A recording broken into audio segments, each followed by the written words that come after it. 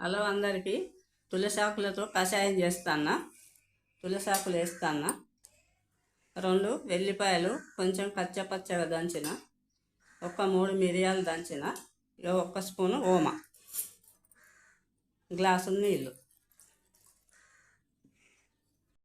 దీన్ని మరిగిస్తామండి. 1 గ్లాసు నీళ్ళు సగం గ్లాసులు కావాలి. అంతసేపు మరిగిద్దాం దీన్ని. అయిపోయిందండి. సగం గ్లాసు నీళ్ళు అయినాయి. కషాయం రెడీ.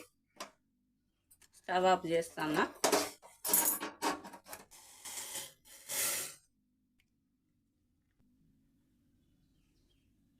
కషాయము చిన్నపిల్లలకు, పెద్దలకు, దగ్గుకు, జలుబుకు, ఇప్పుడు వర్షాకాలం కాబట్టి వర్షంలో తడుతాం కాబట్టి అందరికీ పనిచేస్తుంది.